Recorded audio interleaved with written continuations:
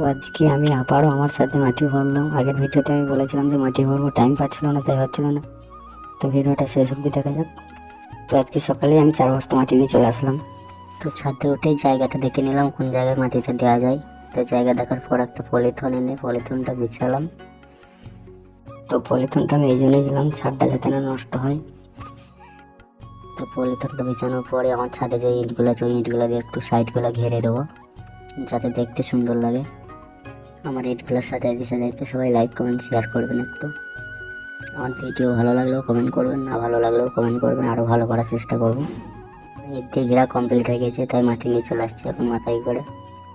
আমি এই প্রথমবার মাথায় বোঝা নিলাম। আমি মাথায় বোঝা নিতে পারি না, আমার ঘরে প্রবলেম আছে একটু, ওই জন্য। তাই আর বস্তা না এনে ধামা নিয়ে চলে গেলাম মাটি আনতে। ধামাই করে মাটি আনছি এখন আমি। আমার মাটি আনা কমপ্লিট হয়ে গিয়েছে। মাটিটা জোর পাবে বলে একটু গোবর সার নিয়ে এলাম। এমনিতেই আমাদের এখানকার মাটি খুব সুন্দর, বালি মাটি না, যা লাগিয়ে দেবেন তাই হয়ে যাবে। তো মাটিটা আমি একটু চাড়িয়ে নিচ্ছি।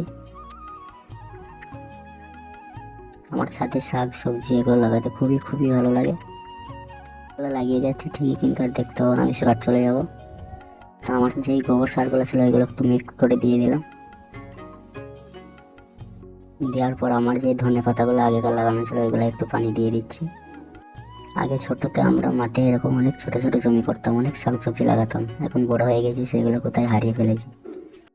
তোমার পানি দেওয়া কমপ্লিট হয়ে গিয়েছে এখন, আর জমিও কমপ্লিট। এখন আর কিছু লাগাবো না, বিকেলে লাগাবো। তো আজকে এখান থেকে শেষ, দেখা হচ্ছে বড় ভিডিও।